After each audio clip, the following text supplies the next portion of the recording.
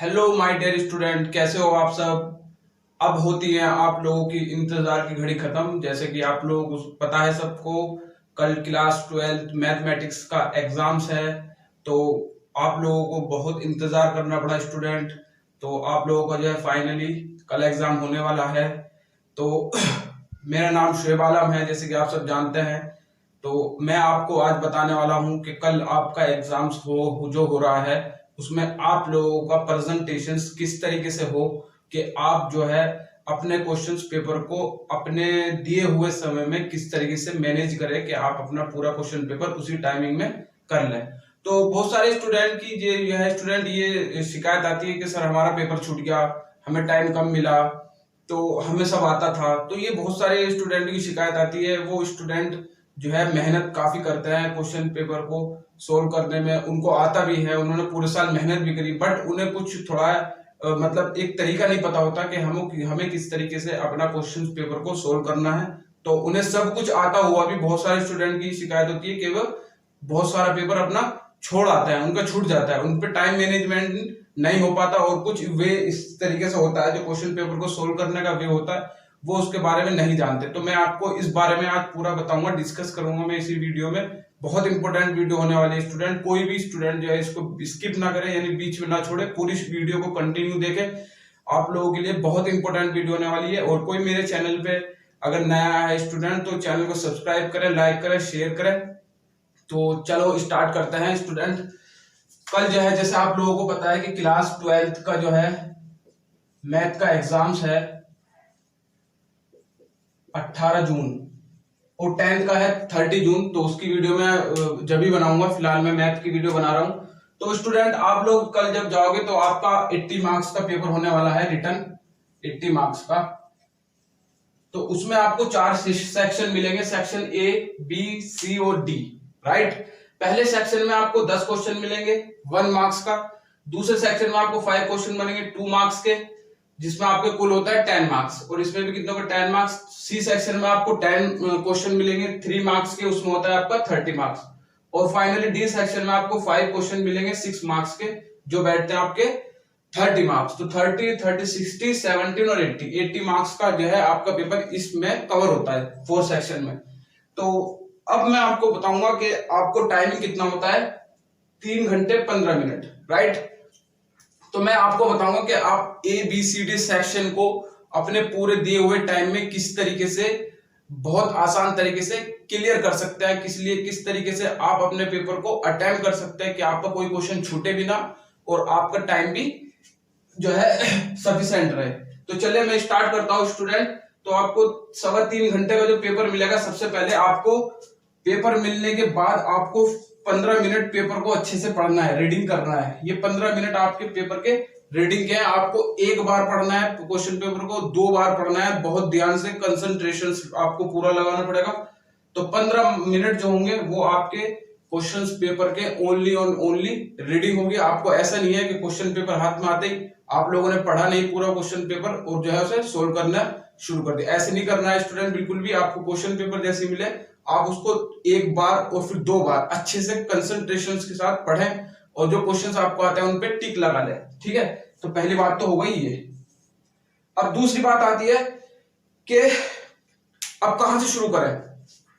तो स्टूडेंट जहां तक मेरा एक्सपीरियंस है, जहां तक मेरा अनुभव है, जो मेरा अनुभव कहता है कि आप लोग जो है सेक्शन डी से स्टार्ट करें, क्योंकि ये 6 मार्क्स का है। अगर आप सेक्शन ए से स्टार्ट करते हैं तो लास्ट में जो है टाइमिंग कम रहने की वजह से आप लोगों के 6 मार्क्स के क्वेश्चन छूट सकते हैं। बहुत सारे स्टूडेंट के छूट जाते हैं लास्ट में टाइम कम रहने की वजह से।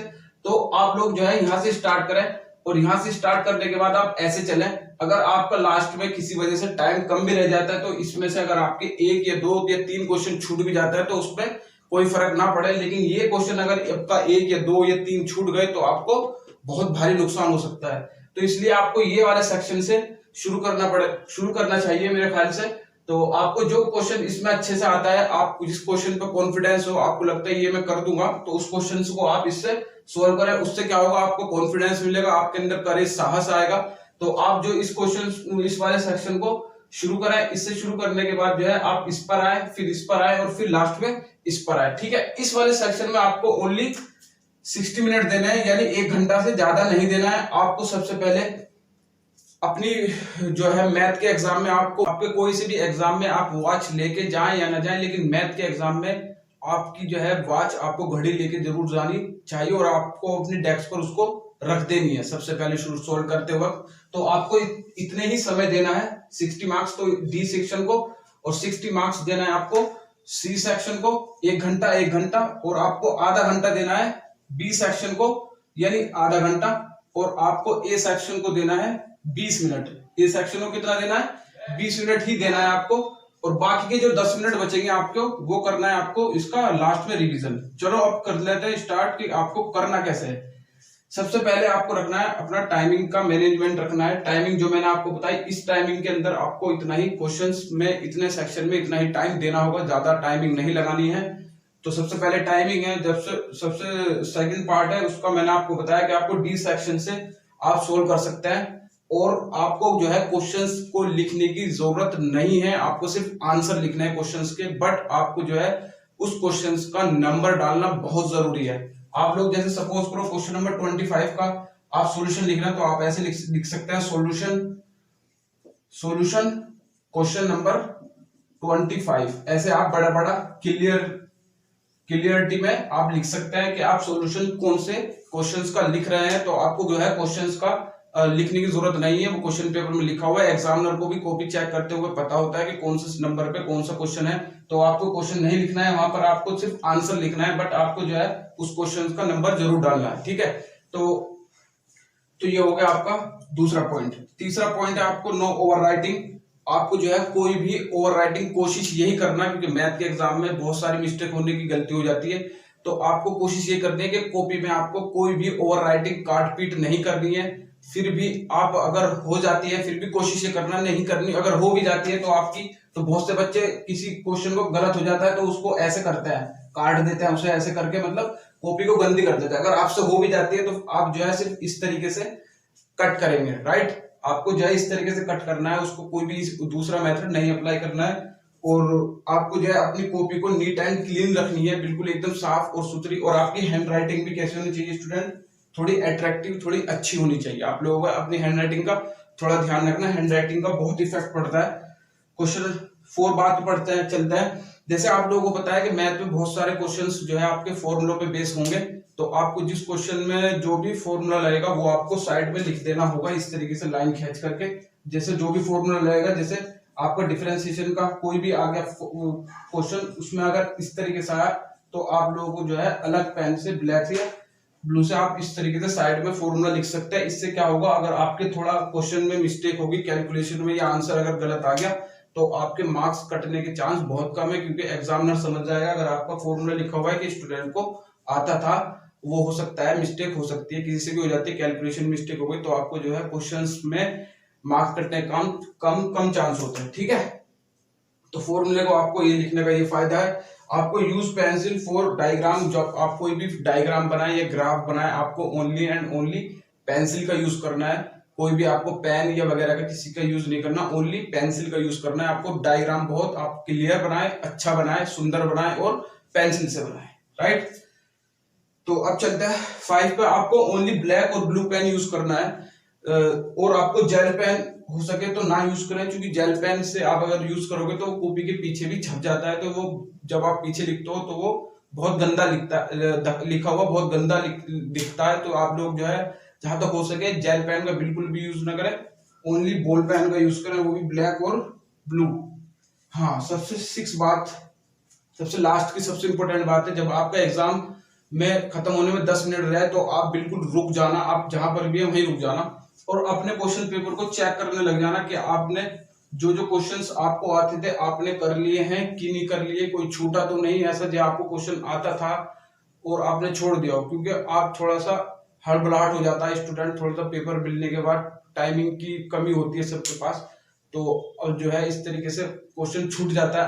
आता है, आपने टिक भी लगा रखा है, लेकिन क्वेश्चन छूट जाता है। तो इसलिए आपको 10 मिनट में ये रिवाइज करना है कि क्वेश्चन आता था, आपको छूटा तो नहीं, कहीं क्वेश्चन में कोई मिस्टेक तो नहीं है, फॉर्मूला गलत तो नहीं लिख दिया, प्लस माइनस में कहीं दिक्कत तो नहीं है, आंसर ठीक है। तो आपको ये जो है लास्ट में बिल्कुल चेक करना है। और आपको जो है लास्ट से शुरुआत करनी है, मैंने आपको बताया। और आपको जो क्वेश्चन नहीं आता वो आपको लगता है कि इस क्वेश्चन में मुझे प्रॉब्लम होने वाली है या हो सकती है, ये मेरे से थोड़ा आ भी सकता है, नहीं भी, आपको उस क्वेश्चन को नहीं करना है। उसके लिए आप जो है लास्ट में ट्राई कर सकते हैं, बट पहले आपको वही क्वेश्चन करने हैं जो आपको अच्छे से आते हैं, जिसमें आप कॉन्फिडेंस हो कि मैं इसको कर दूंगा। आप उन क्वेश्चन में मत लीजिएगा जो आपको कॉन्फिडेंस ना हो कि ये मेरे से हो जाएगा या नहीं। उसके लिए आप लास्ट में ट्राई कर सकते हो, बट पहले आपको वही क्वेश्चंस करने हैं स्टूडेंट जो आपको अच्छे से आते हैं। जो नहीं आते उसमें आपको टाइम वेस्ट नहीं करना है। आप उसमें टाइम वेस्ट करोगे, ओवर राइटिंग करोगे, हो सकता है वो बाद में भी आप आधा घंटा एक क्वेश्चन में लगा दोगे, उसके बाद भी वो ना होए, आंसर ना भी आए, तो आप बहुत नुकसान करोगे। तो इसलिए आपको जो है वही क्वेश्चन अटेम्प्ट करना है शुरू में जो आपको अच्छे से आते हैं, जिसमें आपको कॉन्फिडेंस हो कि मैं ये कर दूंगा। हाँ, बाद में जब टाइम बचेगा, इसमें अगर आप थोड़ा टाइम सेव कर लोगे, इसमें सेव करोगे, तो लास्ट में आपको हो सकता है 30 या 45 मिनट मिल जाए, जिससे आपने जो क्वेश्चन छोड़े हैं जिसमें आप कॉन्फिडेंसली नहीं थे, उस क्वेश्चन को आप अटेम्प्ट कर सकते हैं। और छोड़ना नहीं है कोई भी क्वेश्चन। जिस क्वेश्चन में आपको थोड़ा बहुत भी पता है, नहीं आता आपको, उस बारे में आपको थोड़ा बहुत भी पढ़ा है, जो भी पढ़ा है पता है, फॉर्मूला पता है, वो आप लिख सकते हैं। उसमें हो सकता है आपको कुछ ना कुछ 1 या 2 मार्क्स मिल जाए। तो इसलिए आपको इस तरीके से मैंने आपको ये बताया है सारा कि आपको किस तरीके से अपना क्वेश्चन पेपर को अटेम्प्ट करना है। तो ये आई होप आपको समझ में आया होगा कि मैंने सब कुछ ये जो बताया है। तो अभी यही है लास्ट में कि good luck for all student, और thank you, bye bye, take care.